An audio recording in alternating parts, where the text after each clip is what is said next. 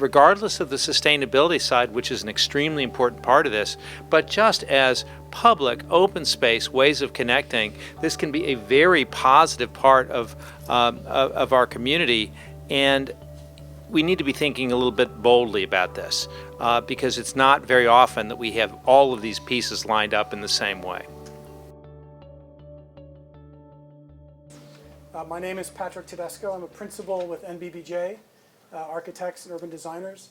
I'm also the co-chair of the BSA Urban Design Committee, and I'm very pleased to kick off tonight's event, which is actually the third in a series of urban design workshops hosted by the BSA.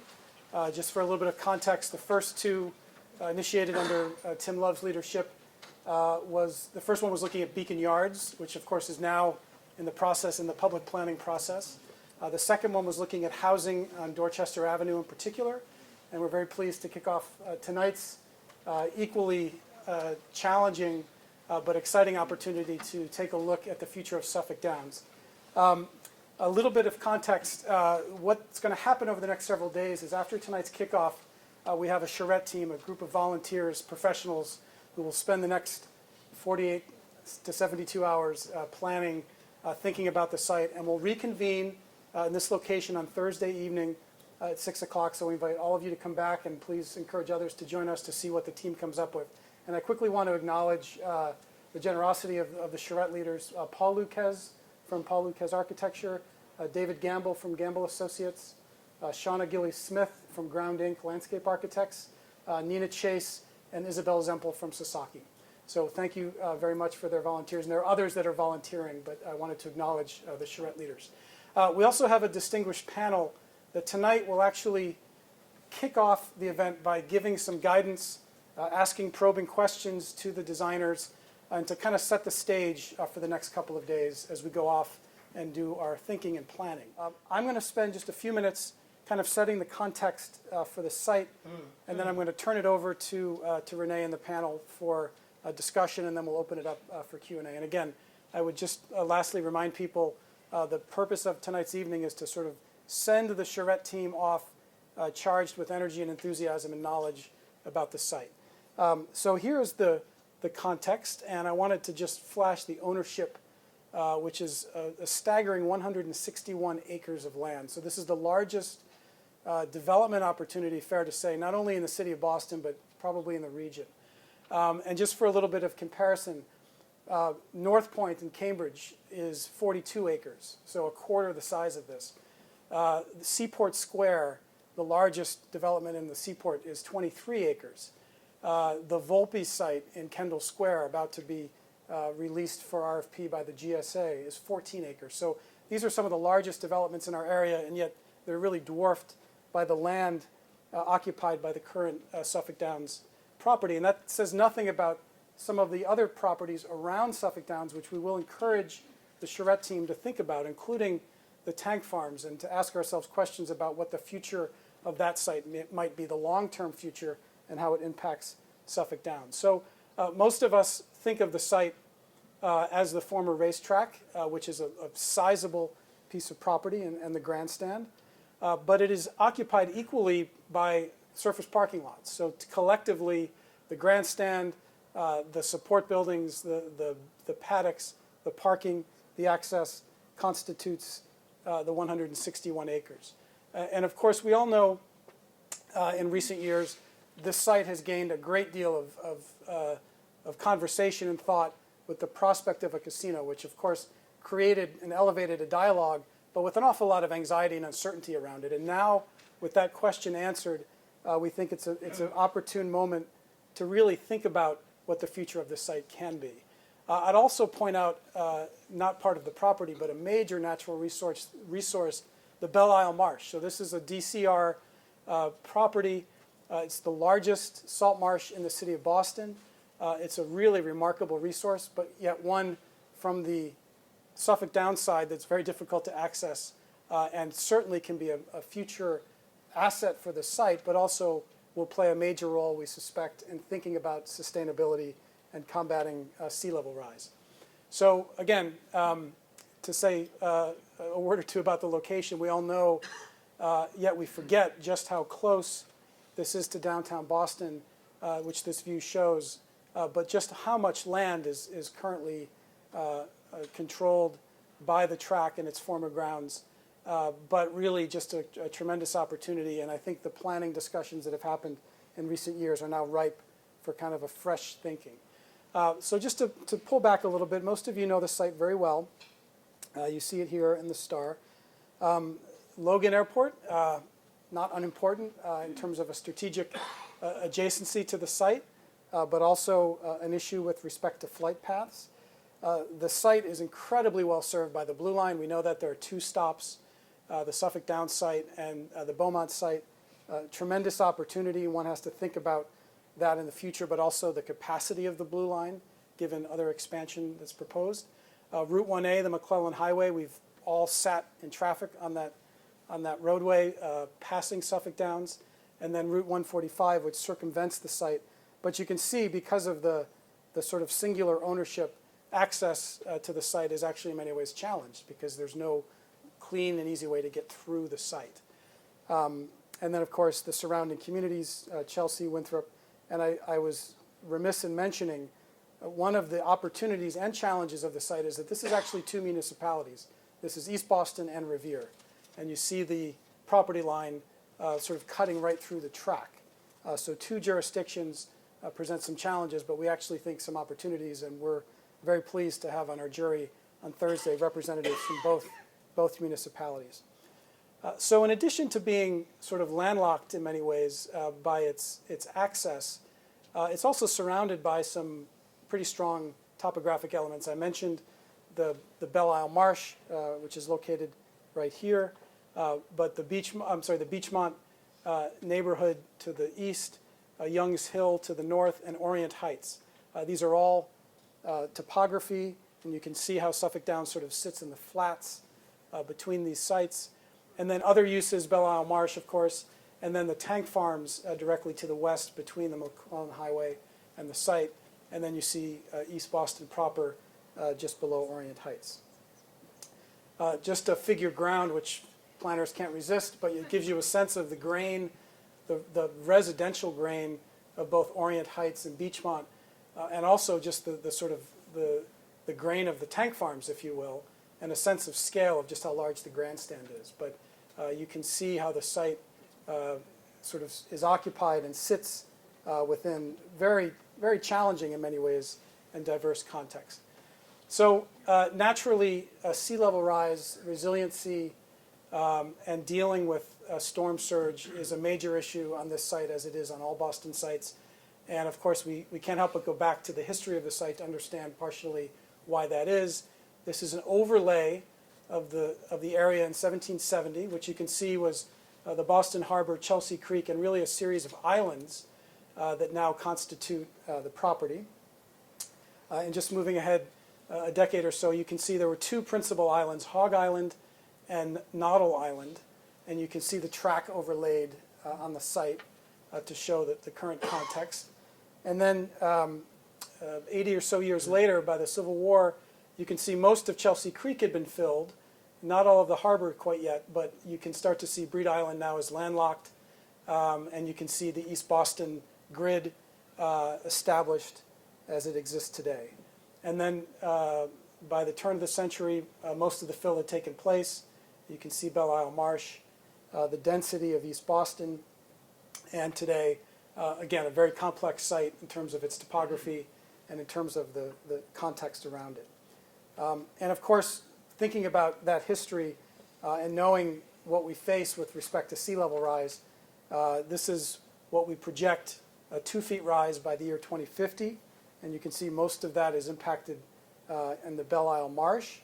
But certainly by 2100, the site in its entirety will revert back to its original water line and coastline, with the exception of the islands, which are those topographic elements that exist today. So this is not something that the team needs to be deterred by. On the contrary, the team will be charged with figuring out how to plan within this context, knowing that this is a reality. So just to conclude, zooming in a little bit more with the local street grid, which of course you can see is not present on the site at all.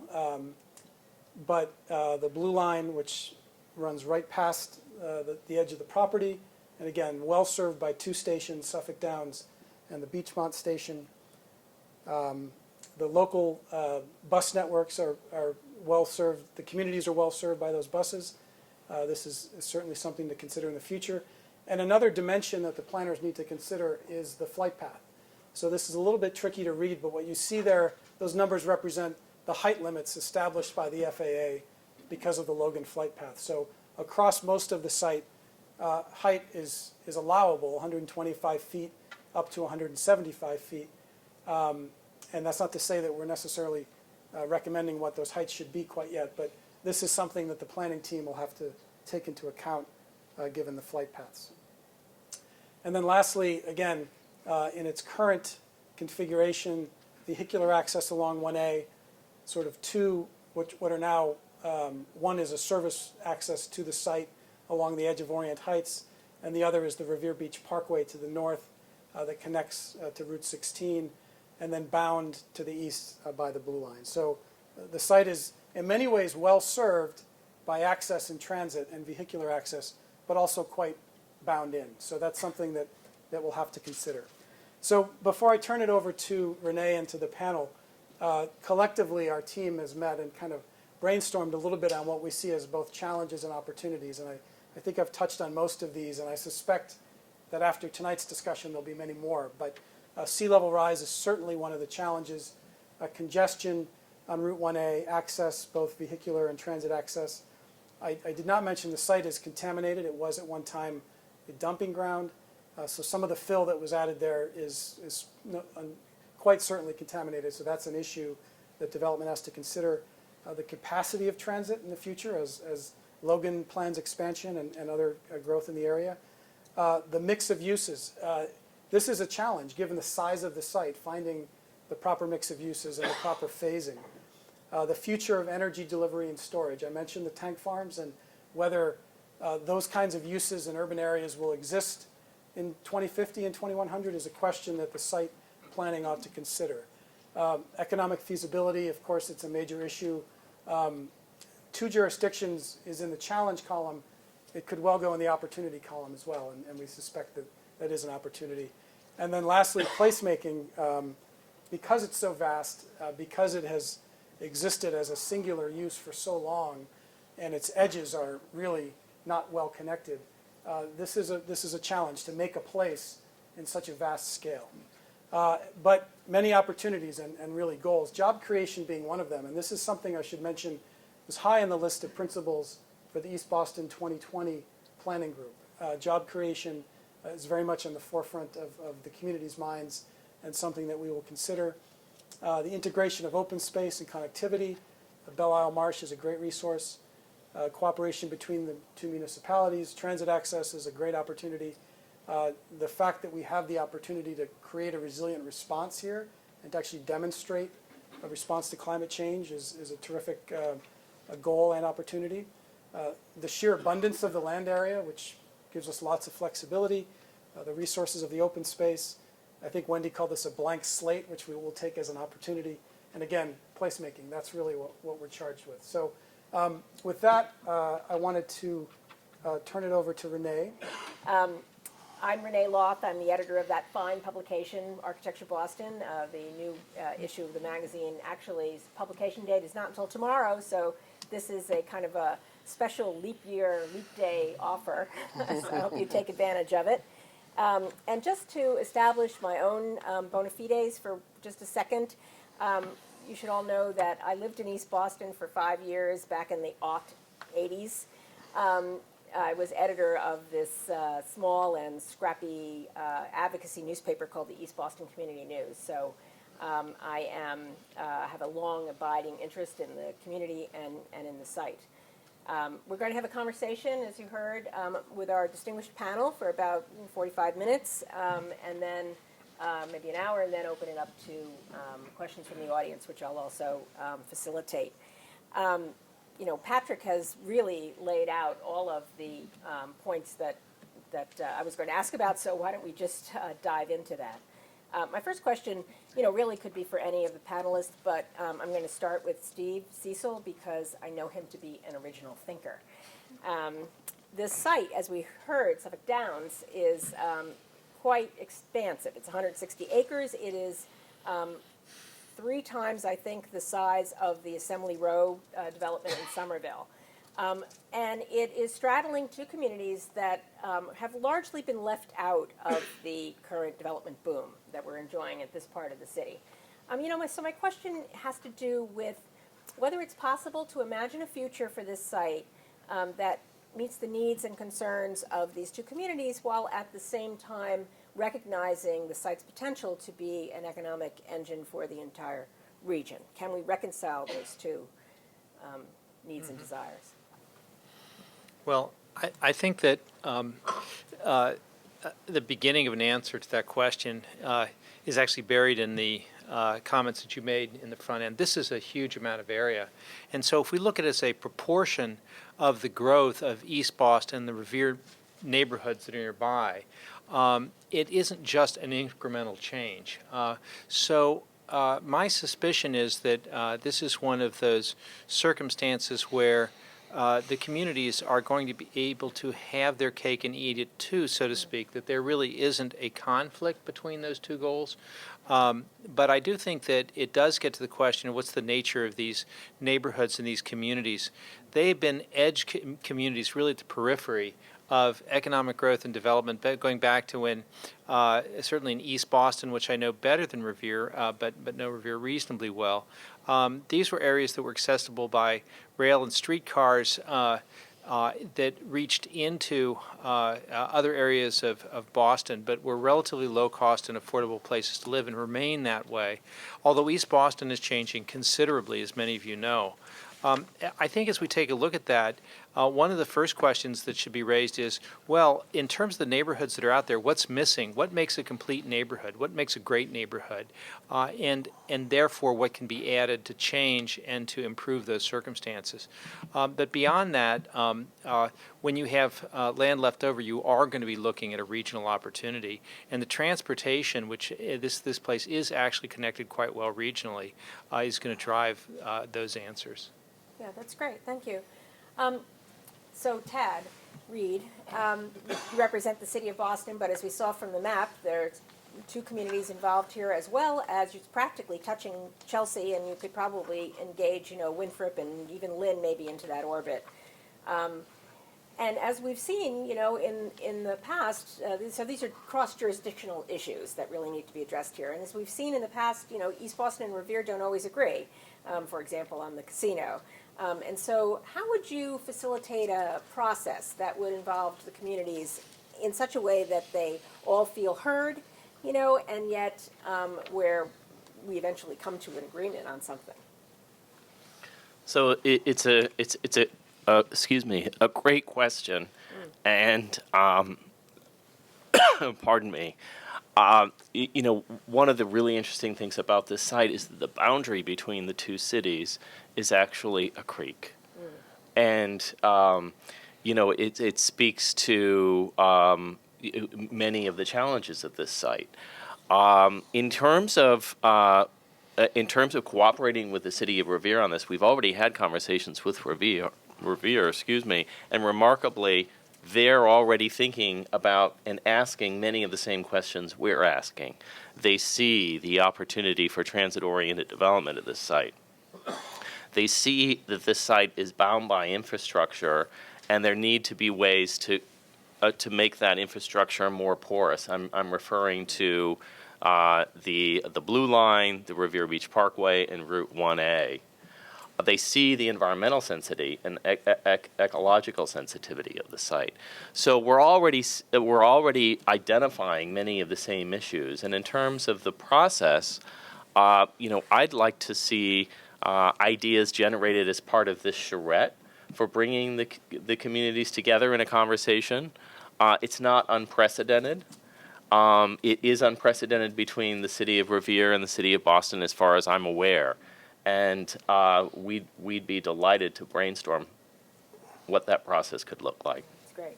Now, that could be precedent breaking, the idea of communities cooperating and communicating across regional and municipal boundaries has not been something that Boston has really been identified with doing very well. So that would be a great outcome, I think. I have a question for Wendy. Tad mentioned the environmental challenges in that site, and we've all seen some slides, those scary slides that show that by 2100 that site is basically underwater. I mean, and it floods a couple of times, a year or a month now. So by 2100, we're really we have a severely different looking site. I mean, it almost begs the question, why develop anything there at all? Why not just let nature take its course and return it to, a marsh?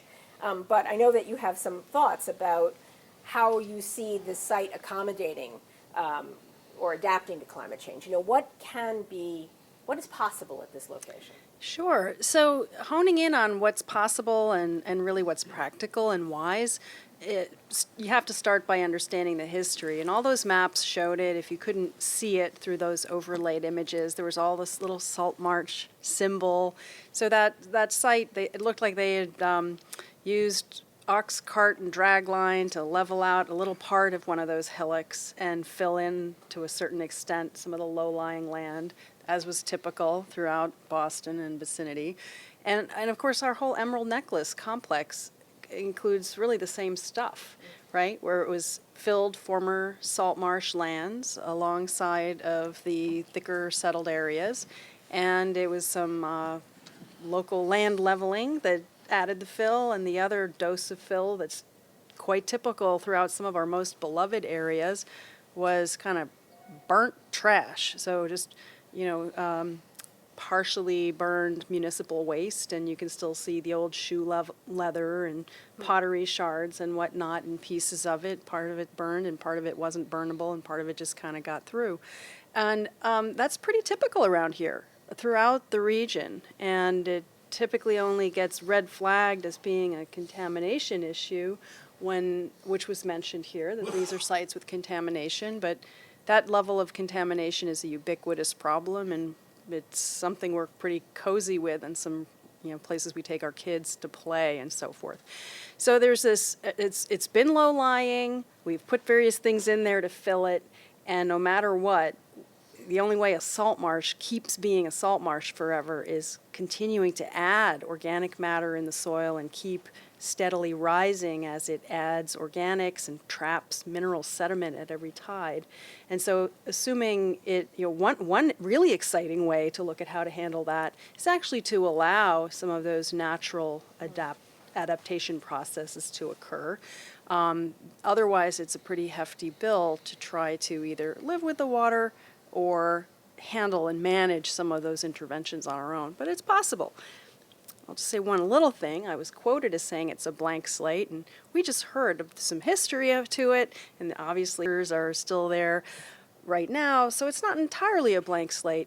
But in terms of the new development, it's a really large site where everything that is put there can be put there, added at an elevation or with a wet flood proofing concept to drive its design, so that in that sense it can, rather than those uncomfortable retrofits that we're trying to grapple with in other parts of the city and the region and the country, that in that sense it's very much a clean slate from a design standpoint.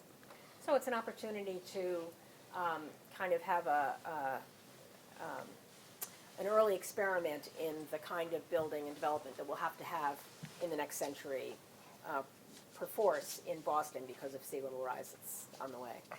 So that's interesting. Okay, Ricky. I should say that I knew Ricky Domino. I can call him Ricky because in those days in East Boston, I think I knew him when he was barely out of high school. So, so sorry. Richard. It's okay. As we heard, it's wonderful to sort of imagine the possibilities in this site, mixed use and housing and jobs creation and, just a total build out of the site to something that's going to, so transform our area. But that it's served by transportation networks that are sort of the best and the worst of Boston. We have, the Blue Line stops, but we also have, invariably congested, 1A up there. The Blue Line extension to Lynn seems to be perpetually on hold. The prospect of thousands of more car trips in that area every day is really daunting. And so I'm wondering how you're thinking about how it's possible to develop this site to its full potential without having us choke on our own growth up there. How would you do that? It's an excellent question, and Patrick, you did a great job laying out the site and the various challenges. I guess I first want to speak to being a 9-year-old and seeing the Beatles at Suffolk Downs. What a great site it was at that moment in my life. But I grew up there and spent 2/3 of my life there, and it's a great opportunity, as we've been all talking about. But it's a challenge site in many ways. Yeah. But I like to think of transportation in relationship to the site, and in many ways, as corridors of opportunity and connectivity. What's really fascinating about this site, and Patrick mentioned a number of the other development sites in the city, is its relationship, believe it or not, to Alston and the Alston interchange. And if you start all the way there in terms of the turnpike, and you look at the turnpike as this kind of east-west connector, and how the turnpike then connects into the Ted Williams Tunnel and then 1A, and the relationship of 200 acres at the Alston interchange, and then this 168 acres in East Boston. So you have this western kind of new city, and you have this kind of northeastern new city opportunity, especially if you look at the transportation corridor in the context of the region. You then have not only the land development opportunities of East Boston relative to Suffolk Downs, but if you add East Boston, Revere, and Chelsea in relationship to this transportation network, you all of a sudden have Wonderland Park, the Saratani site, and a collection of land, if it's massed together, really start to be a strong economic center that can be almost as thoughtful as the South Boston waterfront is today. So on the South Boston waterfront, we have 17 million square feet of development that's still ahead of us. We had, over, believe it or not, since 1997, because of transportation infrastructure, close to 25 million square feet of development in the South Boston waterfront. So if we look at East Boston, Revere, and Chelsea, you got blank parking lots in Chelsea, right? Those blank parking lots can be looked at in the same context as the blank parking lots in South Boston. You can look at vacant land in Revere and blighted sites. Then you could look at Suffolk Downs and the future of Massport and the East Boston waterfront, and then that's how you need to look at the transportation network. And then you start looking at the relationship. Really, the fascinating thing about this relationship is that if you go west from Suffolk Downs, you actually have access. If you move west, if you move into Logan Airport, and then you move into the South Boston waterfront, and then if you move to Alston, that relationship to this site is actually has some capacity. And actually the relationship to that site, basically up to Boardman and McClellan intersection, also has some capacity. So the issue is that it's actually well positioned regarding our regional transportation network in terms of this east-west orientation of a regional highway asset that we already have in place. Now, it absolutely needs more transit. And I want to make the case for that, but it's actually, again, beautifully positioned for transit. I mean, not only do you have the two transit sites at Beachmont and at Suffolk Downs and East Boston, but, you know, and again, I like to envision a transportation future that's about a 21st century transportation future. So excuse me if I'm not just going to talk about fixing the system that we have. I'm going to talk about the system that we need to have. So think about the red-blue connector and what it could mean to this site. And what we would be able to open up in terms of the economic opportunity, and again, the cluster of economic opportunity. So now, again, think about the site of East Boston and the South Boston waterfront, and if we open up the red-blue connector, its relationship to the life science cluster. Massport as being a central part of connecting global economies to a location. And we all know, relative to East Boston, Revere, and Chelsea, that's really part of one urban city. It's one urban center. And if we treat that and we actually build a transportation infrastructure, as you were saying, Renee, the extension to Lynn in terms of the Blue Line, even Silver Line Phase 3, and then the Silver Line connectivity. By the way, the fact that we're building this spur to Chelsea from the Silver Line, it's a beautiful thing, but then There's a real corridor that goes up the 1A corridor that sits right along the water. Maybe that real corridor could be part of the East Boston bypass. And we can look at both truck access as well as transit access going up the 1A corridor and then coming underneath 1A to connect to the site and also serve that corridor, which is desperately in need of some transportation challenges. And the final point that I'll make is the whole 1A corridor needs to be looked at in context of this particular site as well. The 1A corridor, if you look at it, and again, I'm looking at transportation corridors as economic and land development spines. That spine is in desperate need of a master plan. And it needs to be related to Massport's future as well as the Suffolk Downs and Revere and Chelsea locations as well. Yeah, thank you. And it's great that you're thinking about the city we want to have as opposed to the, what's feasible today, because I think this next couple of days are going to be about that kind of visionary, dreaming might be too strong a word, but visionary thinking about this site. Okay, so what I want to encourage the panel, I want to encourage the panel to have a conversation now, which I'll help provoke, and really just build on each other's comments and interrupt or push back politely if you'd like from anything that you've heard so far. You've given me the look, so I'm going to call on you again. Anything you've heard so far? Well, I think Rick's really opened up a very important way of thinking about this, which is it's very tempting to see this as a hole in the middle of the fabric, and we've got to fill in this hole. But you really have to step back and think in much larger terms about what this is all about. And I absolutely agree. The Route 1A corridor, we find, in fact, when we're working on the Fairmount corridor, there are isolated parts of our city and our region, and they're hard to get to. They've been lagging economically, and there's been so much thought about what could happen with those northern corridors over time, the connection to Lynn, for example, and Route 1A, even the alignment of Route 1A. If we start to open up the notion, and I know Antonio DiMambro, if you were hearing this, he will be involved in this. We'll talk a lot about this. But the oil, there's another major piece of regional infrastructure going on here, which is the oil tank infrastructure off of Chelsea Creek, which has been studied. And if there's anybody who's been thinking about this for more decades than Antonio DiMambro, I don't know who it is.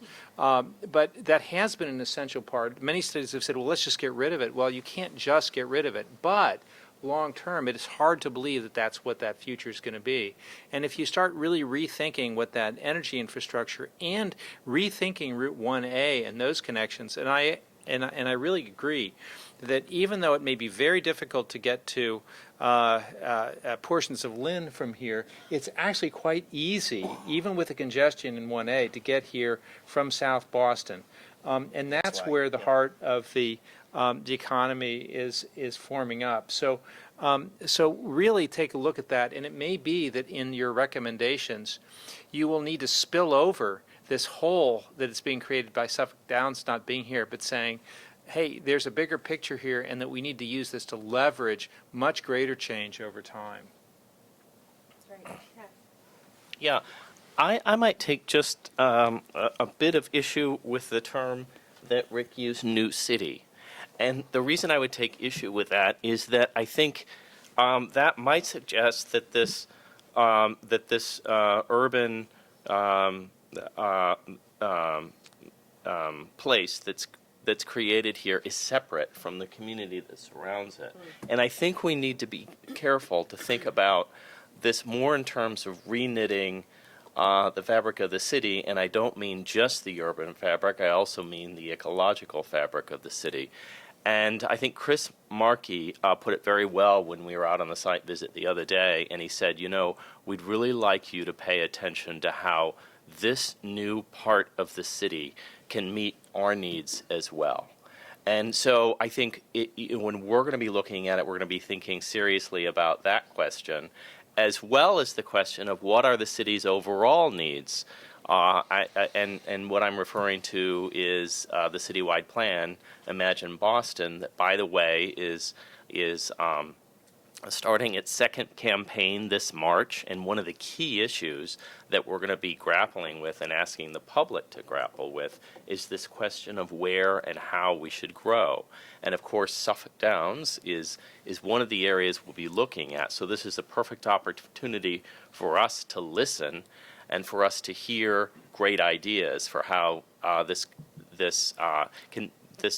part of the city can be rewoven into the fabric of the city. Yeah, Tad, the reason why I'm speaking to this in the context of a new city is more about the economic energy that goes with that notion. Sure. Because when I was working on the South Boston waterfront, we were talking about the South Boston waterfront as the new Back Bay. And what I don't want to happen is that we misunderstand the relationship of this land and the related land around it and its relationship to the regional transportation corridor in the context of something that's could happen later. Yeah. I want to try to elevate the conversation so that we understand that this is a big deal. I absolutely would agree that it needs to fit into the urban context of the neighborhood, being from the neighborhood. Sure. And I totally agree with the ecological opportunities and the relationship to the open space in the area. But I don't want to miss out on the fact that this is actually one of the most significant drivers of opportunity, both in terms of the land uses that are prerequisite to our large economy, but also the equity issues that relate to our neighborhood. And that's why if we make it a big deal, maybe we'll bring some economic opportunity and even economic justice opportunities to an area that's been missing out on that for a long time. Please don't misunderstand. My enthusiasm relative to defining the space is more related to making sure that it gets the energy that I think it deserves. The point on the ecological relationship to the space, though, I just want to touch on that for a second. And we talked about the relationship of the resiliency of the site. I mean, this is one of those sites. Fred Salvucci was kind enough to work with me when I was the commissioner to make sure that we had the beginnings of the East Boston Greenway, and we took a park and fly and we moved it out of East Boston, and we created wonderful park space and added additional park space in East Boston Stadium. And then the good work of connecting that Greenway corridor to the waterfront, well, that work is still undone. The Greenway corridor in East Boston was supposed to then continue down into Constitution Beach, down Bayswater Street, actually connect into Belle Isle Saltwater Marsh. And imagine if we think about this as new resiliency open space, what that the rest of that Greenway network can be actually into Suffolk Downs, if we plan it correctly. And if there's one area that needs some open space and some opportunities to access the wilds of our area, it's East Boston and Revere and Chelsea.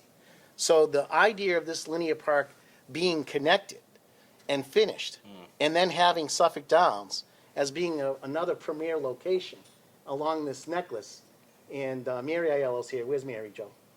Mary actually helped make this reality together with a bunch of other people. So I think that I'm hoping that that's like top on the priority of the people that are thinking about this charrette, because not only is there an economic power to this space, but there's a resiliency and open space relationship. Does that require, what you're describing, does it require sort of blowing up some of the hardscape that's there, or to sort of open up some of the natural creeks and corridors that have been, spilled over? Sure, you want to? Yeah, sure. I'll try to take a stab at that angle. Renee and I were chatting, before this got rolling this evening about a little piece that I was one of the people who contributed a piece, happened to be called Living with Water, and it was in the inaugural ArchitectureBoston issue dealing with climate change resilience and what it means to the city. And it really is a change up in how we think of things, and it requires us to think a little bit on the time frame of a geologist, not the usual kind of architecture engineering time frame or the construction investment time frame. And unfortunately, this time frame is being compressed. So the land we're on and the water elevations we're used to, it's all changing. So and the way we think about it has to change. I alluded earlier to the fact that when we're trying to make some existing building or neighborhood or piece of infrastructure or larger system for the whole community, infrastructure and everything, if you're trying to get that to be shipshape related to our changing climate and increased precipitation, super heavy storms that are happening, and it's measured and documented, and of course, rising sea levels. If you're trying to do that, it's a really tough problem. If you're trying to get a new site to live well with water, it's kind of easy. You can look at all kinds of indigenous communities where people kind of, paddle their boats right up to their homes on stilts, and, the commute to the fishing job is really easy in the morning. So there's a lot of archetypes for what that would be like, and it's not that hard to envision buildings on pilings and elevated, so that the things that don't want to be getting wet all the time, in fact, are safely above the frequently inundated areas. What that means is that the stuff you can get out of the way easily enough, like your cars, all of a sudden that makes a great way to use that first footprint. This is not a new idea. You can drive around the region and see it. Florida's gotten smart. That's a very common coastal community plot to follow. But the challenge is, this site could be a model of what any new redevelopment needs to be like. And it could be done in an area where we don't have to, where we really can let the water in. It's one of the few places in Boston where that is not just a dreamy idea with cool graphics. And in fact, it's something that's entirely feasible. And then it's in fact what we all have to be ready to do. We have another century where we kind of have to keep the water out of the stuff that's already vulnerable. But sooner or later, that game is not one we can play and win.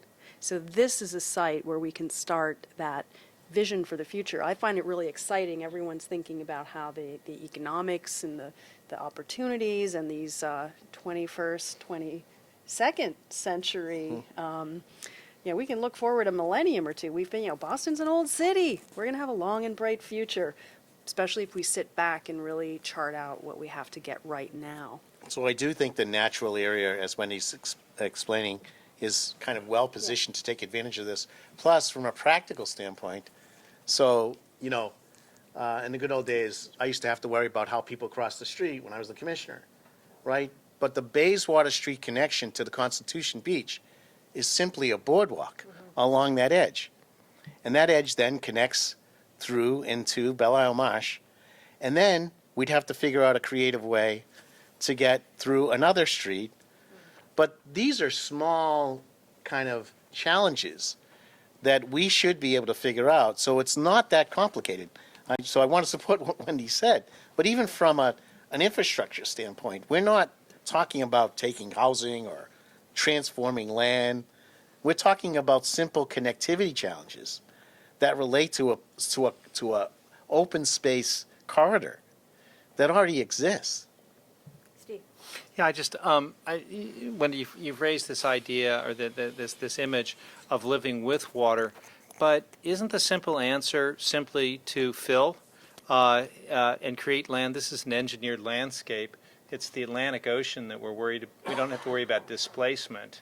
And unless we've got a barrier beach or replenishment problem here, why wouldn't we want to just simply engineer the new district where we can and just raise it up, however we do it?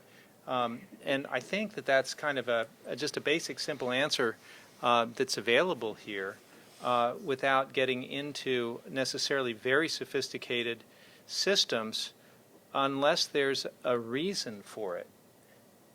Sure. I'll let you know what some of the reasons are likely to be, and I'll caveat that because I don't know all the subsurface conditions out there. I don't know the shape of all the surrounding stormwater drainage and sewer connections and so forth. But, I started explaining this is probably a really great test case, a showpiece for a model of living with water that needs to make sense in the future for the whole region and the nation and the world. Because I don't see us writing off our urban centers and all of the big digs we're still paying for and so forth, and just like heading to the high ground somewhere. And there's not enough fill, frankly, to somehow conjure up a whole, booster seat for all of our coastal communities.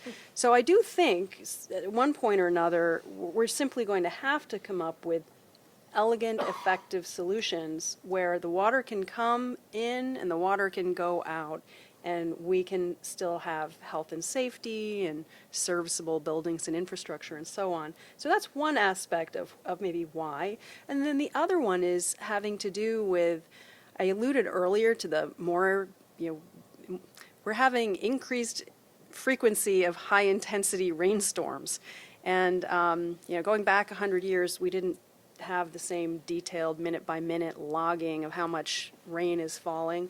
We had a rain gauge, and it would be checked every 24 hours and measurements recorded. So the first 50 years, actually first 40 years of the rainfall record versus the next 40 years of the rainfall record in this region, we just can compare sort of 24-hour peak rainfall intensities.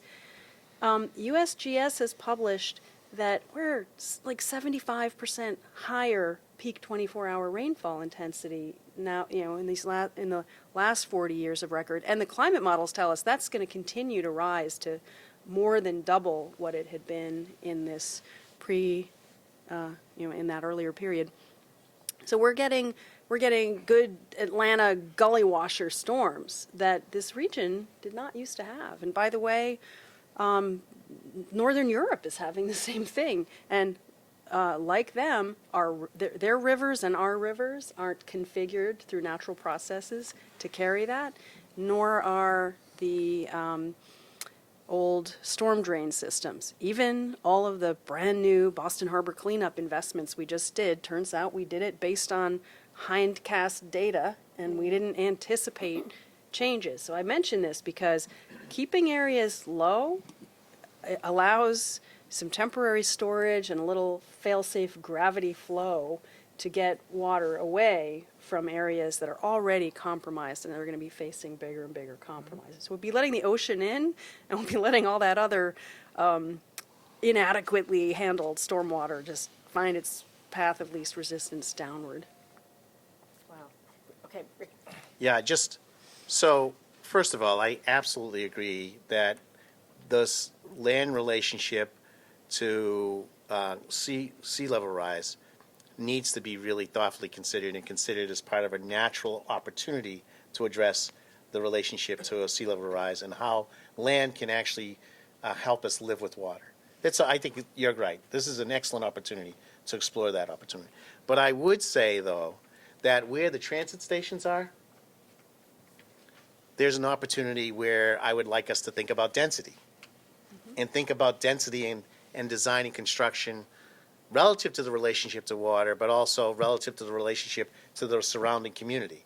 Meaning, if there's ways to do that density and at the same time help to create some degree of edge or seawall around those density locations, then we kind of get our cake and eat it, where we have an opportunity for livable space. And of course, we all know that this area of the city needs some affordable housing. That's a reasonable thing. But it's also a place that I think will actually have, relative to, if we think about this in the large context, market rate housing opportunities as well. And you think around the two different station locations, the possibility to try to locate kind of what I'll call density zones around the transit stations might be a viable approach, with then the opportunity to actually build kind of this wonderful natural environment that supports that relationship to that space. Oh, yeah, and when I'm talking about this, I'm not visualizing something where it's all just an extension of Belle Isle Marsh and there's like ocean coming in and stormwater flowing down. I'm envisioning something entirely different, and I could go on and on about it later, but yes, there's high density building, there's even almost safe house refuge type things. Think of a senior center that's, people who, when the power goes out and 1A is underwater and the transit isn't working either, where do people congregate and hunker down during tough times? It'd be really smart to have something like that, and that's all about density and this high performance, resilient building strategy. Okay. Yeah, I like this idea of density nodes around the transit stations, and I would say maybe a quarter of this site is within a quarter-mile walking distance of these stations. So one of the challenges of this site will be how to create and facilitate access to transit from the 3/4 of the site that are not within a quarter-mile walking distance. And I think that would be an important challenge for to think about for this charrette. I also wonder, and this is going out on a limb a little bit, but would the construction of canals be appropriate on this site to get water in and out of the site? And if it did, what opportunities would that provide, both recreational and for transportation? The other thing I wanted to point out is I think the community. Orient Heights community is looking for the opportunity for community gathering spaces. There's a way in which I think the Target and the Stop and Shop already play a little bit of a sort of a community center role, and so I think there's a desire here for a community center that would serve not only this development but also adjacent communities. Yeah. This is kind of a question at the center of urban planning, but Wendy referenced, backcasting, where we used, data and forecasts that were not, appropriate to what actually came. And, when you look back, I don't know, we're talking about, sort of a Vision 2030 process generally. And if you look back, 15, 20 years, or maybe more, 40 years, you can identify some planning decisions.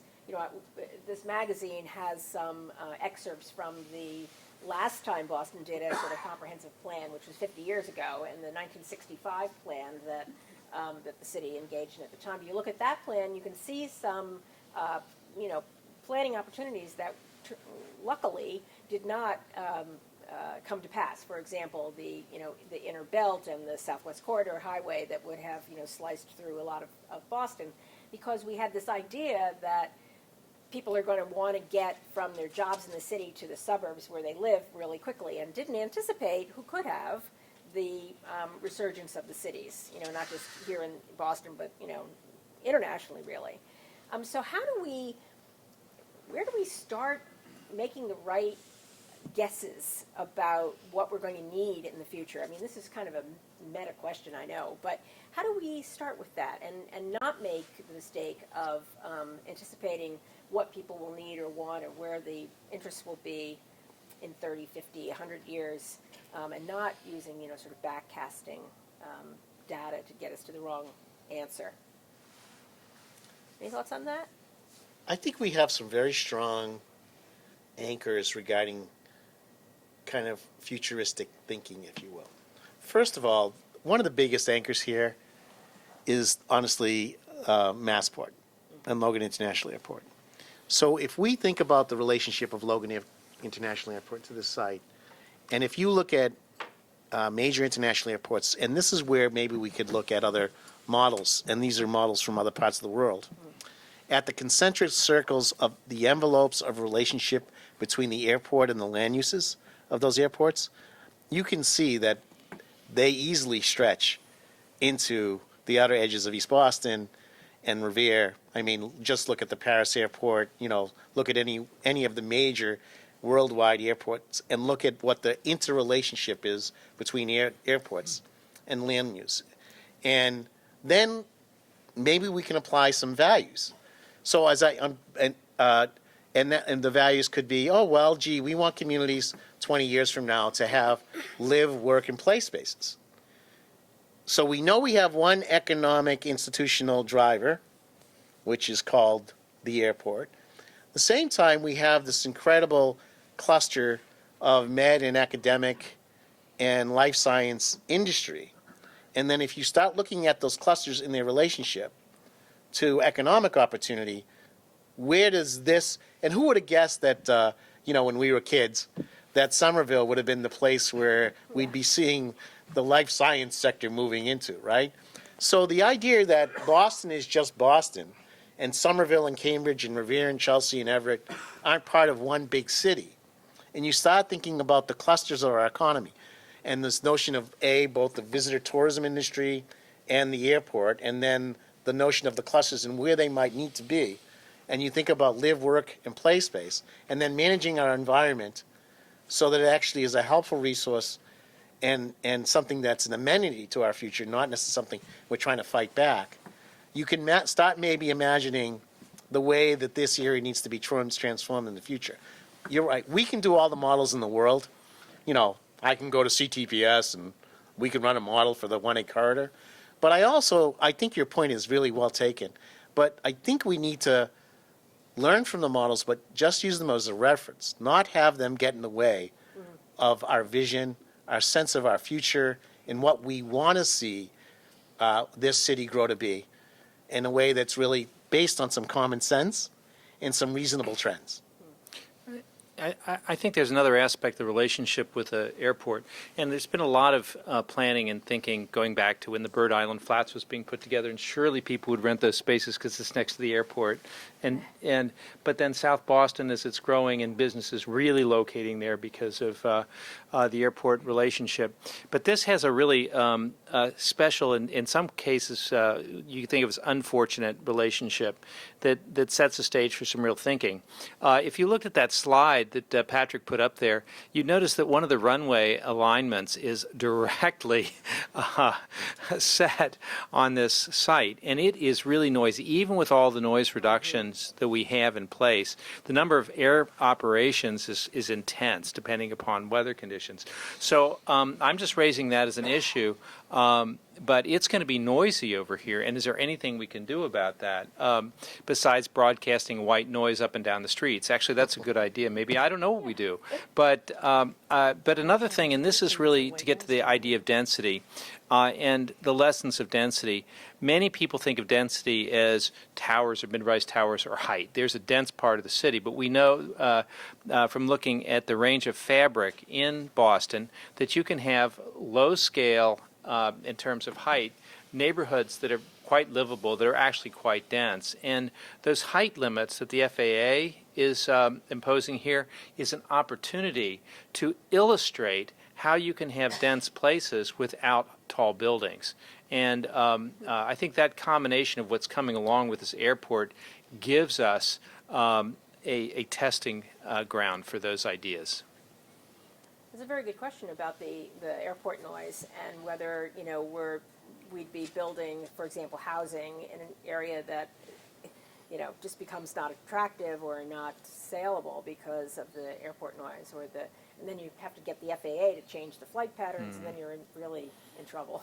Yeah. So talk about, cross-jurisdictional, then you have to bring in the federal government, oh no. But I think this idea, the other thing it'd be really interesting to hear from the other panelists a bit is this notion of a cross-jurisdictional planning opportunity. Is there a way to invent a mechanism that would be provide for funding, financing, but perhaps most importantly stewardship of an area where there are shared interests that are really clear, but an area this large is going to be built out over a period of years. It's going to take a while. There will be multiple elections that will happen over time. There will be various planning boards elected or selected. How do we think about inventing a procedure or tools that would really help that out? Yeah, how about that? A new model for cross-municipal cooperation around this. Yeah, well, there's the Tri-City Development down in Weymouth that has done this, and I know it is very challenging. But I think that what would make a difference at this site is developing the two communities developing a common vision for the site.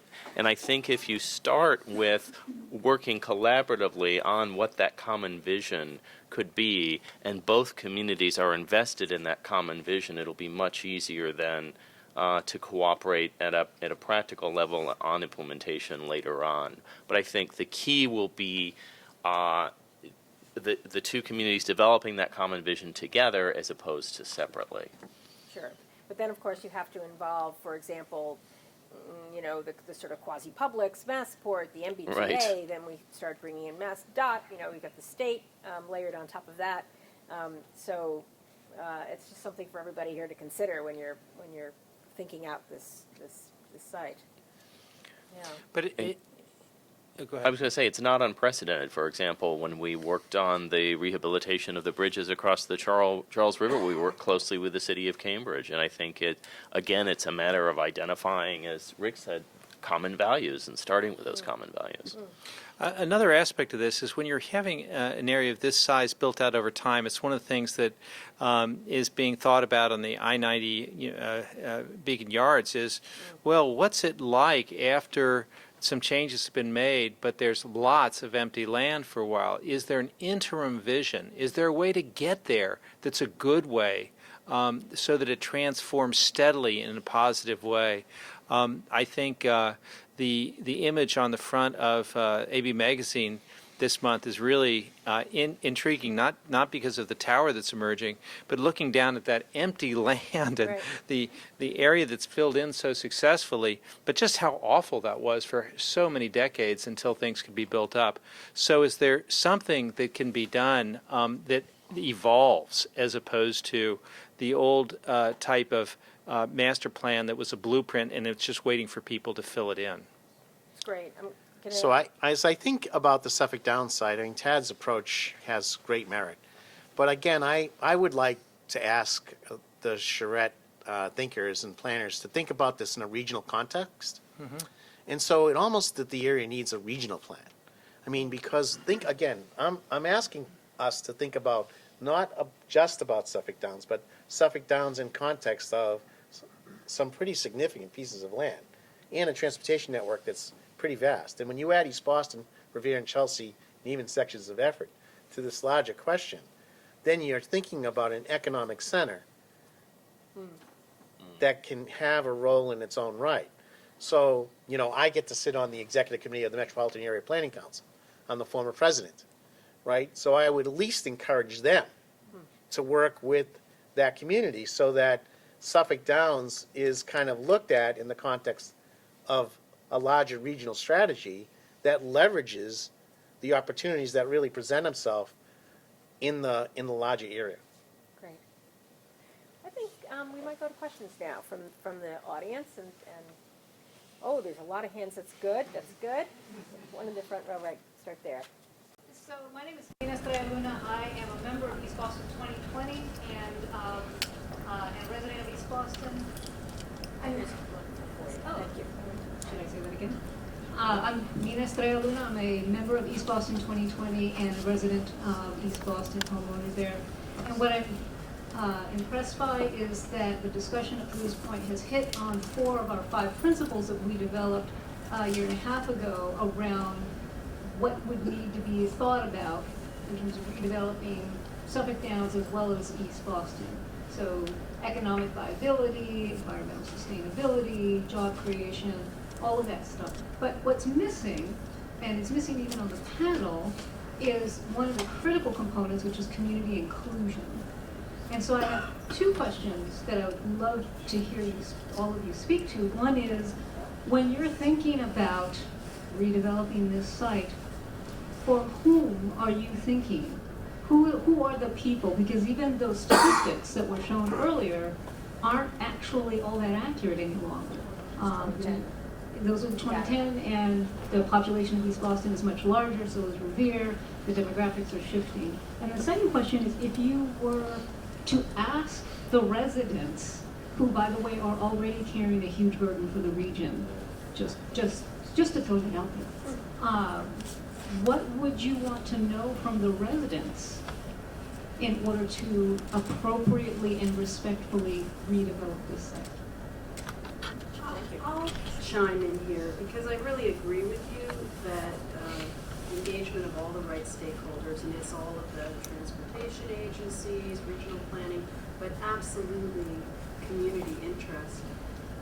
Without understanding the drivers that move the large scale interests, as well as being very well aligned with the local scale interests, that's when this project is going to get stuck. We've seen these large casino projects turn into, battle royales, about, competing interests and fear, and not at all being vested in the way the plans appear to affect local communities.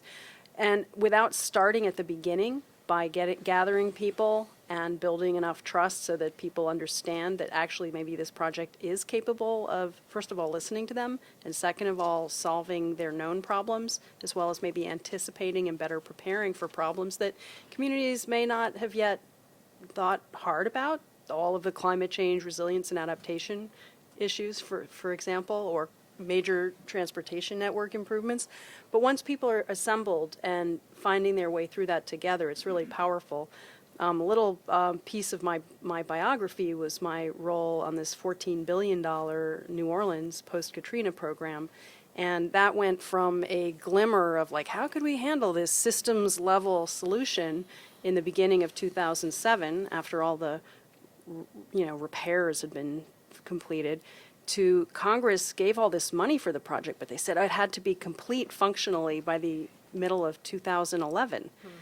How has anyone else heard of $14 billion going from a glimmer in a design team's eye to through permitting, through all of the community process, through resolving all the legal issues, and actually getting not just engineered in 4 years, but built? Well, we did it. And it's kind of a non-news event because there were no battle royale type headline grabbers, but it was only possible because it started with exactly the process you're talking about. And a lot of folks who normally are at loggerheads worked on focusing on the things that they had shared interests in. And then the design team was laser focused on making sure that those were not just add-ons or incidental features. We solved those issues. A big key to the idea of resilience for communities involves being better prepared to understand, anticipate, and deal with natural disasters and other upsets. And this process itself provides the framework to actually prepare a community and a region. So it's not just something that kind of is input to the design, it's also a major output to this whole process. Yeah. Yeah, I would say this. This charrette is no substitute for the kind of planning process we would really need out here. Let me give an example. Last year, the BSA did a charrette in Alston for the I-90 interchange, and the result of that charrette yielded a number of very compelling ideas that the community latched onto that keep emerging as important themes in the planning process. But when we plan in dialogue with the community. In fact, we always feel that the community knows a lot more about their community and what they need than we do. So that dialogue will be a critical part of the planning process when we do planning in earnest. This is really just a way to generate some inspiring ideas, to get some people excited about what's possible here. I think as a way of getting that started, in the same way that from where you draw your planning area, if you draw it really broadly, you can look at this regional opportunity to leverage things and make things happen here and elsewhere. But if you also draw the planning area to take into account the neighborhoods themselves, and think of this as a neighborhood plan or neighborhood plans, of which this is part or an edge of a neighborhood today, and ask the question, what will make a more complete, more successful neighborhood here? Because I've got something to work with. And if there are aspects of it, I think the idea about relocating the surface parking associated with the airport and creating a linear park, an edge that's been such an interesting change, was not just about what do we do with the edge of an airport. It was really about a neighborhood and what the neighborhood could be. So I just suggest that at least in some of your studies, draw those circles around the neighborhoods that these are associated with and think about the neighborhood. And maybe that there's something else that needs to happen, not here, but could be linked to that neighborhood or linked to the overall improvements that would inform our thinking. And then I just want to say I don't think everybody has to answer every question Sure. because there's a lot of questions. Go ahead. but this one's a great one, right? Yeah, this is a good Because one. it's really, thank you for raising it, because it's at the heart of how do we get there. And I apologize for not addressing that in my comments earlier, but your point is really well taken. So community engagement and real community engagement really can yield some wonderful things.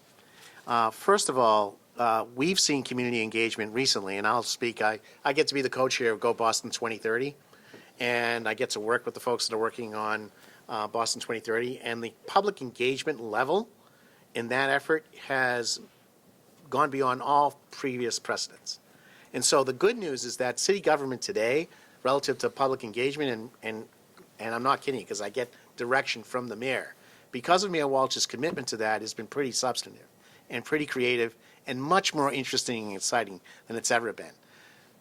However, as it relates to Suffolk Downs, obviously that opportunity, and East Boston and Revere, the public engagement opportunity really needs to be thoughtfully considered and spelled out. And that partnership should be predetermined, meaning how does public engagement relative to the future of the site going to take place, and how does public engagement really help us as a neighborhood, getting back to Steve's point, really build and create not only physical relationships to space, but human capacity. I know you know that planning can actually be a pretty empowering tool in its own right. It can also be a great educational tool. It can also help bring communities together. And it also can help create opportunities to jobs. A couple of quick examples, then I'll stop. So the Southwest Corridor project, when I was a kid in college, was getting kids from the neighborhood to learn about design because they specifically gave kids from the neighborhood a chance to work on design work. I had a kid that was a co-op student at the transportation department that was still working there when I was the commissioner that started as a result of his involvement with the design work in the Southwest Corridor. We did job-related connections to the Central Artery Tunnel project in the neighborhoods. So there's lots of opportunities that can come from community engagement. They have to be thought out, they have to be substantive and comprehensive, almost equal to the design and construction effort. And we need the commitment Yep. to that. Sure, go ahead. At the beginning, there was a number of bullets that said, Larry Fabian. At the beginning, there were some bullets about job creation that were pretty prominent, and I haven't heard much comment about that really. So the question I'd like to ask is, we have job land uses, residential land uses, and green space water absorption spaces. Can we mention any ideas of what those proportions should be, or to give some guidance to the charrette people? And then accompany that, what kind of mode split would we like to see in there? In other words, what percentage of the trips will be by car, transit, bike, walk? I'd like to tackle the mode split question, and I think that we're looking at the possibility of dramatic changes in how people move about in the next 20 years with the advent of autonomous vehicles that drive themselves. And I think that we need to build flexibility. You know, I think this plan is far out enough that we can anticipate that the transit mode share will be much greater, and the autonomous vehicle mode share and car sharing will be a much greater share of how people get around. So there's this whole new way of getting around that, you know, we're only beginning to see with Uber and other ride-sharing methods today. So we need to be, we need to really look into the future when we think about mode share. When it comes to jobs, when we do the actual planning for this site, you know, it would be important for us to work with economists to understand what the likely commercial development and job creation opportunities are at this site. So, but I think I think it'd be fair to say, in order to facilitate transportation choice, you'd want a good mix of uses at this site. So you wouldn't want just jobs or just residences. You'd want a good mix. I'll mention, speaking of the proportion part, I was part of a project, gosh, it's funny how the decades click by. So this one was at least 15 years ago. I was on a team headed up by Stephen Hall, and Arab provided the major, a lot of horsepower as well. The Dutch government put out an international design competition for this built from scratch on a former polder, former drained marshland. farmland.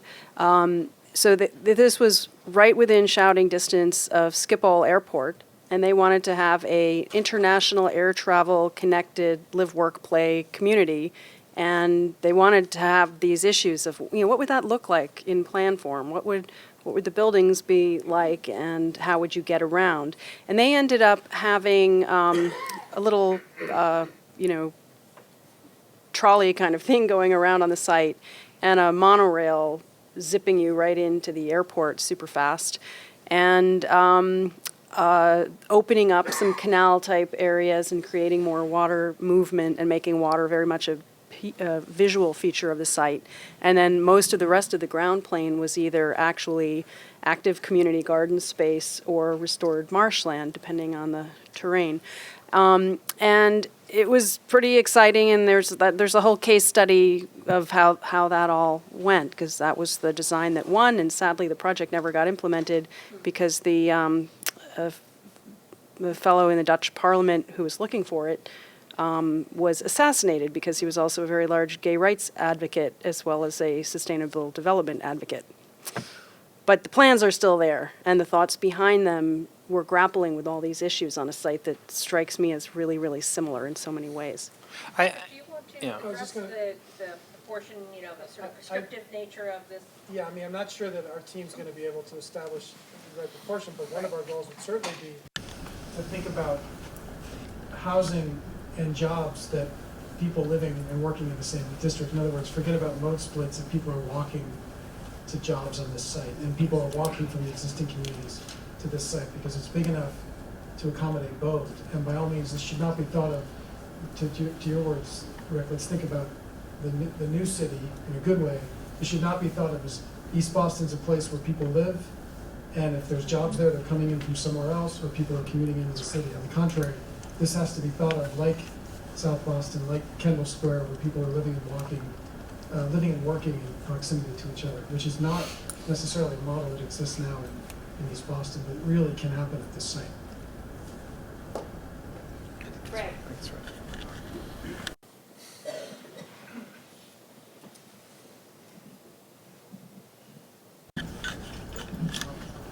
So this is really an exciting panel.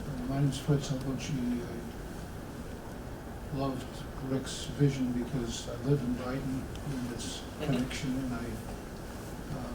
maybe the most exciting job I ever had in my life was being the manager of the East Boston Little City Hall, and working with Renee and Ricky and a lot of other good people, fighting for a fair shake out of Logan Airport and working against the interstate highways that threatened all of the inner city communities, as Renee talked about. But let me introduce a couple of skeptical points and a couple of, I think, fundamental issues. On the skeptical side, there's a cartoon my grandchildren used to love, where one of the animal characters sang a song with, "I want to be like you, man." Well, these new forms of living, I'd rather see them tried out on the Innovation District where all the deep pockets are. If it's good enough for them, then it's good enough for East Boston and Revere.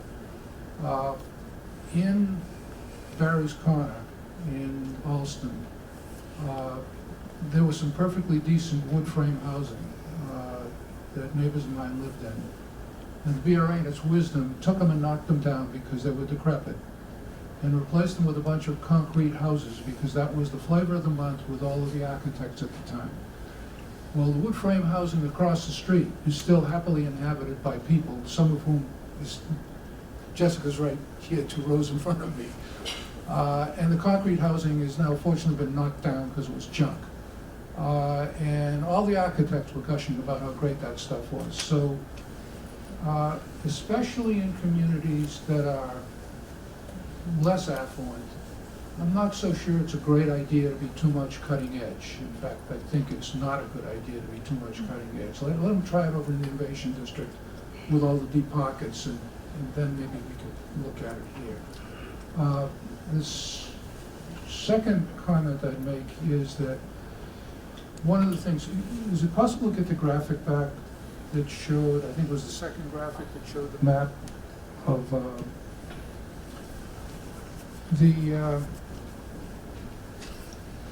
one of the things that we did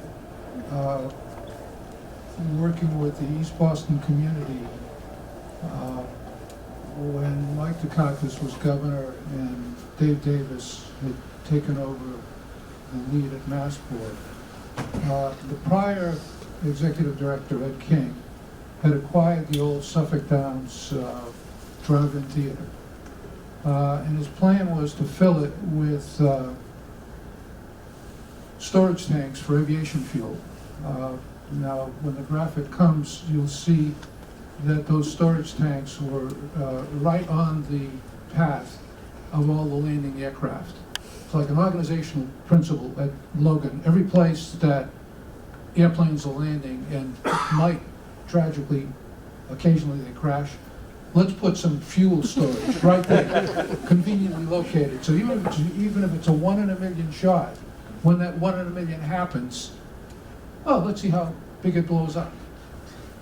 So one of the really important things that happened relatively early on in developing a different kind of relationship between the East Boston community and Massport was that the new leadership of Massport took all that land and sold it for $1 to what is now called DCR. It used to be called the MDC. So the Belle Isle Marsh, and he is still, you still call yourself the Belle Isle Marsh?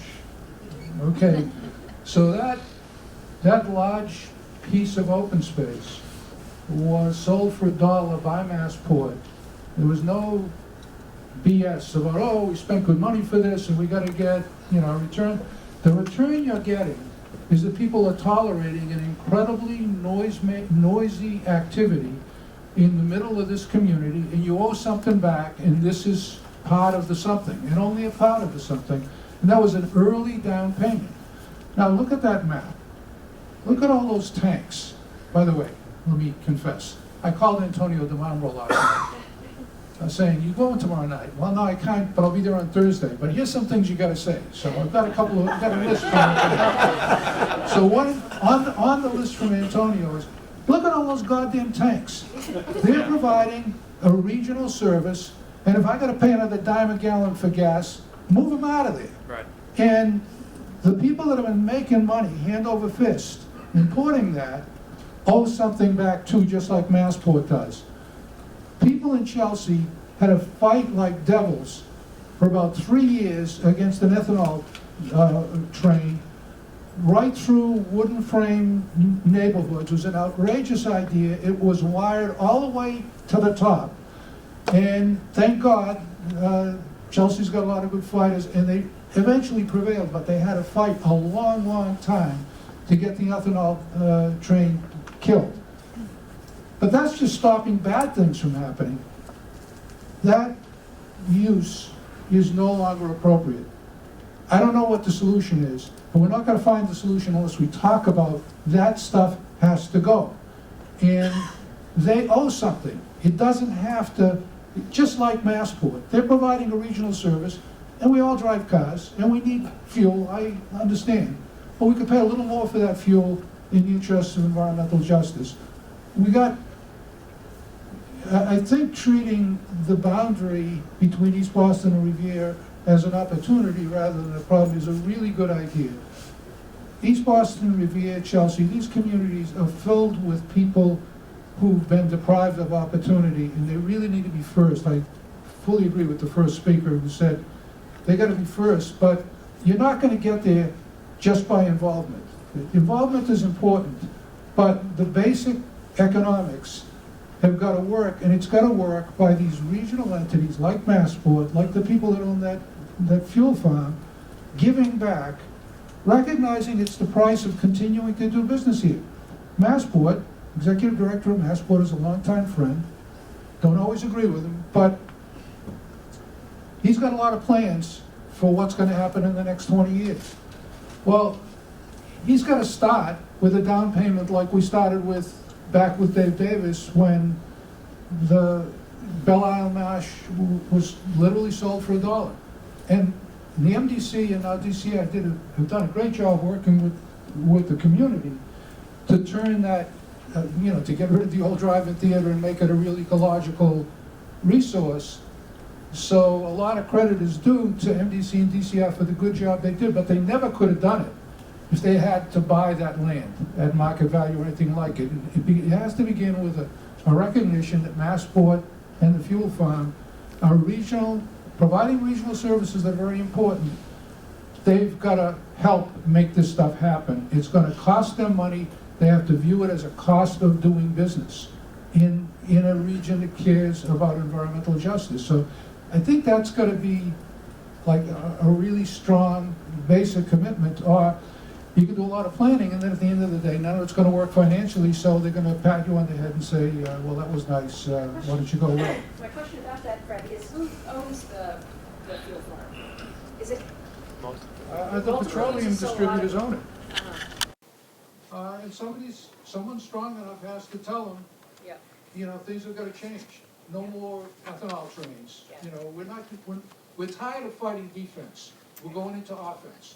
And we've got to make this place a really good place. And last thing, I was proud of working with the neighborhoods to fight those highways and fight for more transit, and I'm proud of that. I'm delighted that Ricky talked about, I'm sorry I call him Ricky too, he calls me Freddie, we used to be young when we met.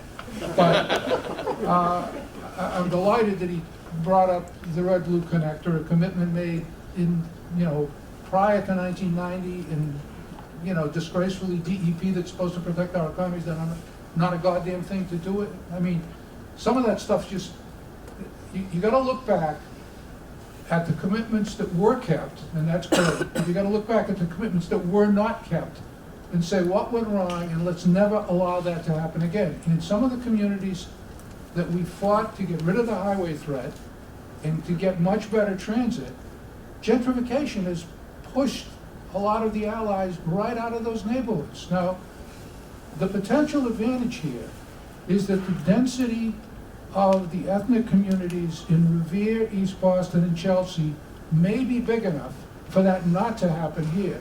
But I wouldn't bet on it. You've got to watch that issue from start to finish, or you can end up with, really great neighborhoods like Jamaica Plain near the Orange Line that are aesthetically nice and perfectly nice people living there, but all the people that were allies with these Boston people fighting against, they've all been pushed out. So the environmental justice component has to be ground floor here if this is going to work, I think. Okay. Thank you. Environmental justice component has to be on the ground floor here. The last statement. Back there.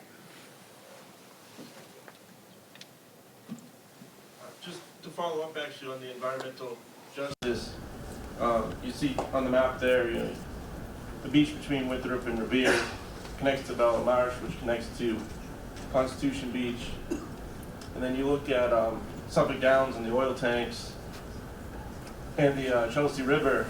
And you notice the Chelsea River, there's no access to that river really for the public and no use of parklands around that river. It could be a great resource. The parks also don't connect at this point to Revere Beach, which is a great natural resource. Also needs some economic development as well. Is there any way to connect this project to improve access to the Chelsea River and also connect these parks to Revere Beach while improving economic development up there as well? Well, I'm kind of glad you pointed that out. From just an open space planning standpoint, on a systematic way, Boston has this wonderful heritage of converting the edges of the mudflats of the Back Bay and the Emerald Necklace, the drainage areas that were the leftover places of our city, and as they've come available, thinking about how this can be, regardless of the sustainability side, which is an extremely important part of this, but just as public, open space ways of connecting, this can be a very positive part of our community, and we need to be thinking a little bit boldly about this because it's not very often that we have all of these pieces lined up in the same way. Great. More questions?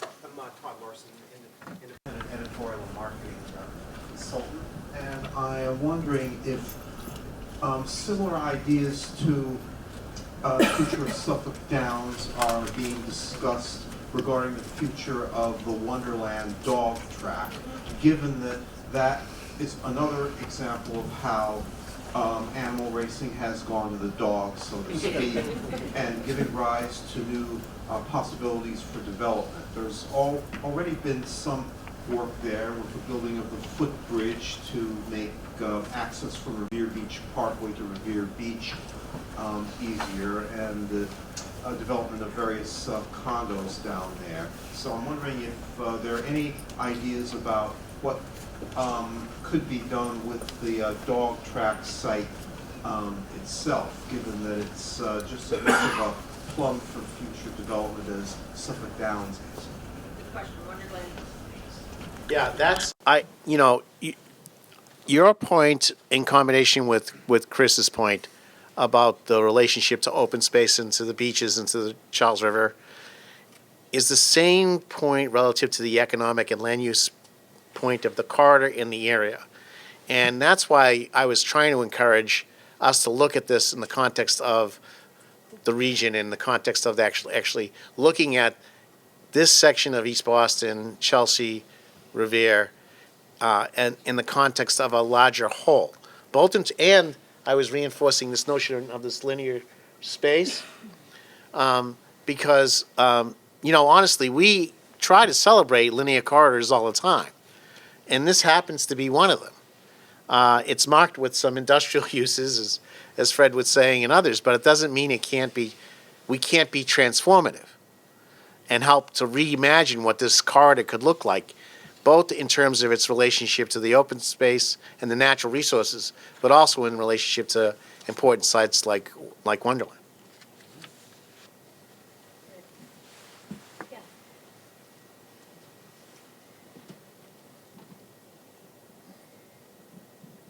Hi, my name is Agnes Jacob. So I used to live in East Boston, and I attended some community meeting talking about Suffolk Downs. And so I know there's a lot of people that are anxious about this, and I feel like there's no framework or outlet for them to speak out about this.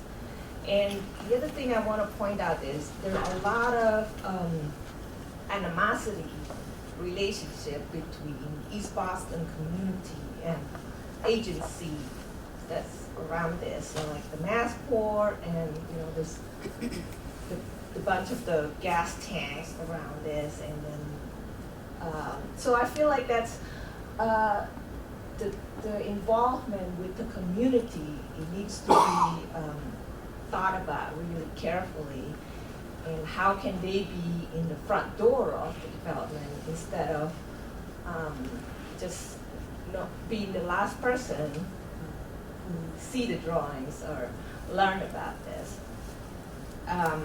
The second comment I want to make is that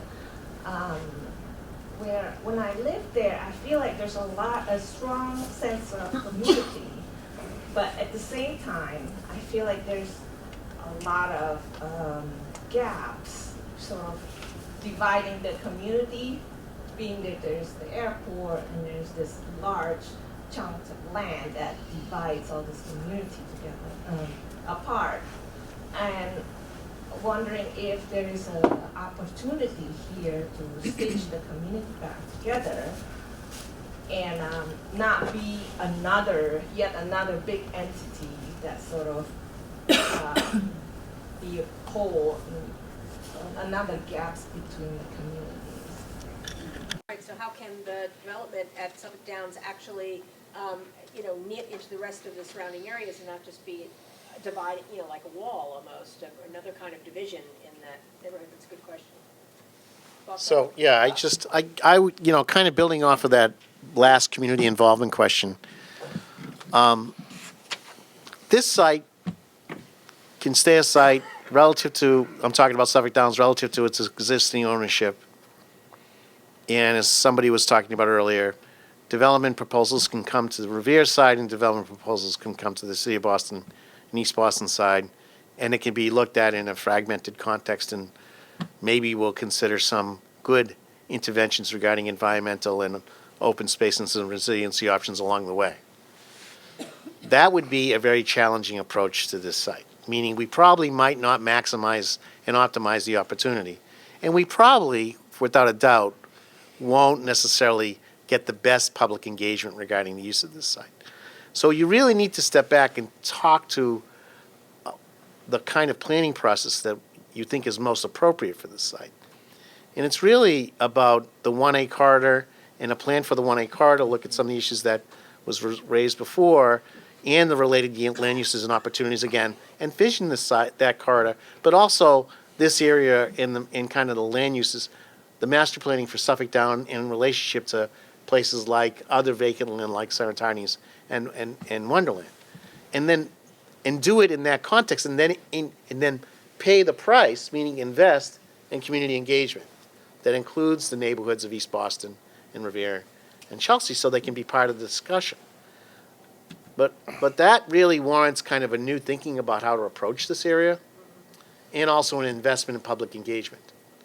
And under today's economic conditions, when it's ripe for developers to come and knock on your door, it's sometimes easy for us to go development by development.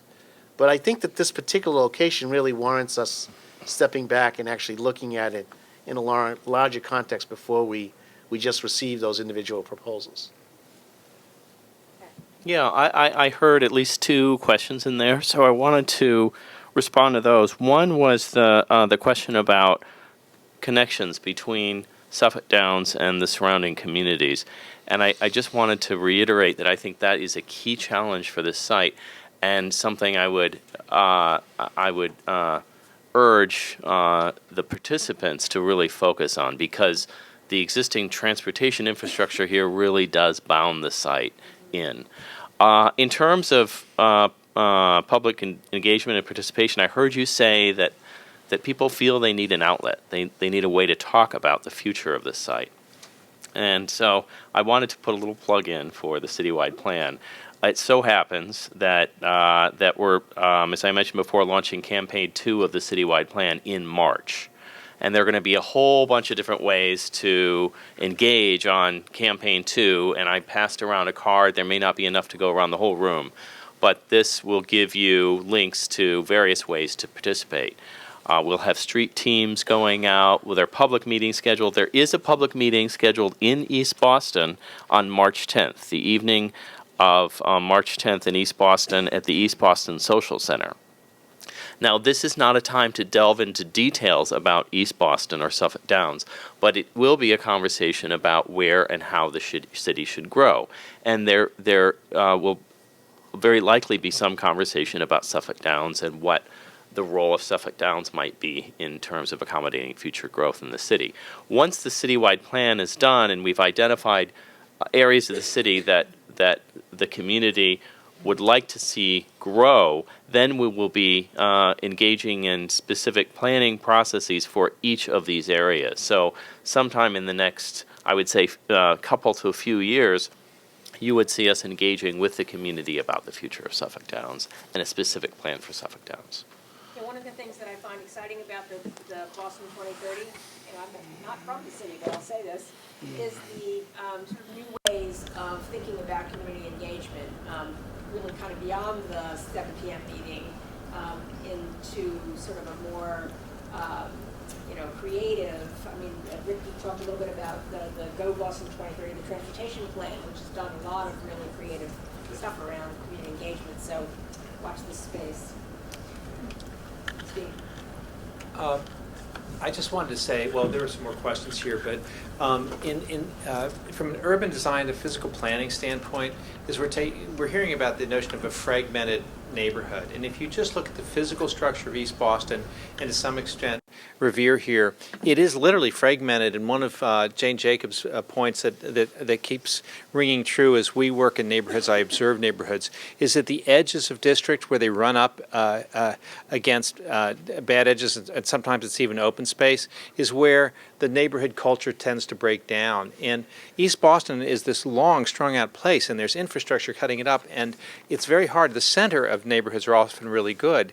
So here is a chance to really repair very fundamental edges and create a more coherent set of basic streets, neighborhood buildings that will, in fact, cure some of the edges of the neighborhoods that are there today. I'm sorry to say, I think we need to have last words. Just, if I could, Renee, really Oh, quickly. there you are. My name's Chip Tuttle. I'm Chief Operating Officer at Suffolk Downs. We happen to own Suffolk Downs in Wonderland. I wanted to reassure people that we are listening, members of the community. Obviously, we've had a deep connection to East Boston and Revere. It's great to see representatives here, both from the City of Boston and the City of Revere. I saw the Chief of Policy for the new Mayor of Revere, Omar Bakuli, here. That's why, in fact, it was fascinating to sit here for most of this and listen today. And we're very excited to have such smart people thinking about this. I have not heard it mentioned, but I hope that our panelists and the people participating in the charrette would certainly consider that the people that I work with have made a significant investment in the property over the last several years, and well, certainly committed to a lot of the principles that East Boston has talked about in terms of the overall planning, is also interested in potentially getting a fair economic return on its investment in the property. And while I've heard nobody mention that in the first hour and 45 minutes, I thought I might bring it to the panel's attention. Thank you. Oh, that. Can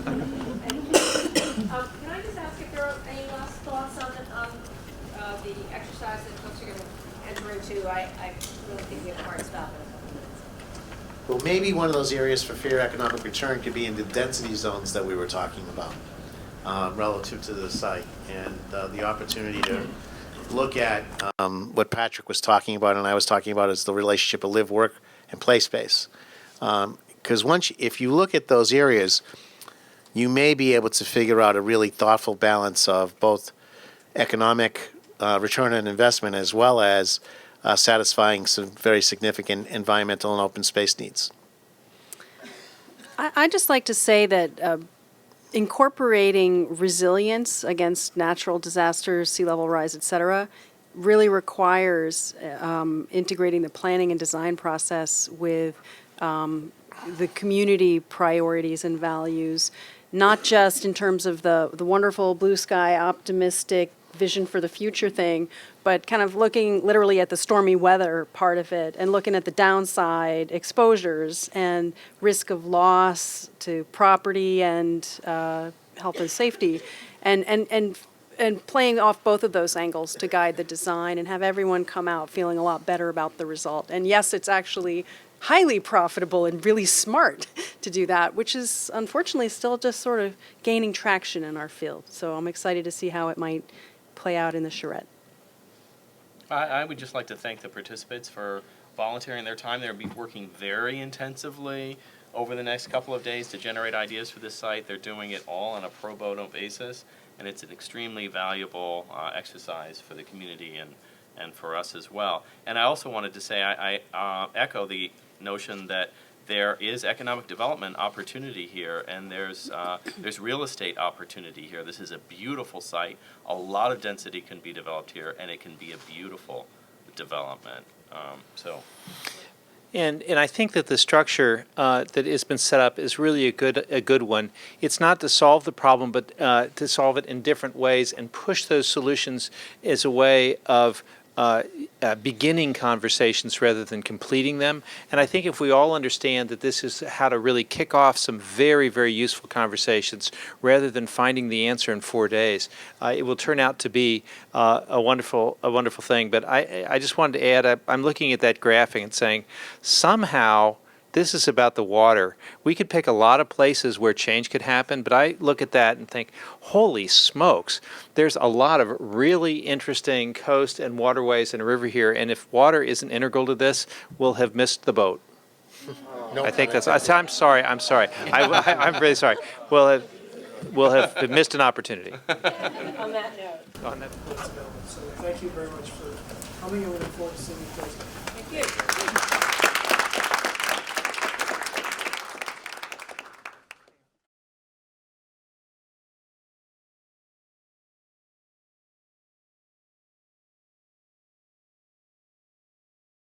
We certainly have a limited amount of land, and we have a series of different uses that we need to accommodate in the city. And I really liked, I think, in the second scheme, the exploration of including and embracing industry and innovation, and using the attributes in the water here to maybe bring that in, and thinking differently about a densification of industrial uses, where you're also bringing in some residential and bringing in more of a 24-hour neighborhood.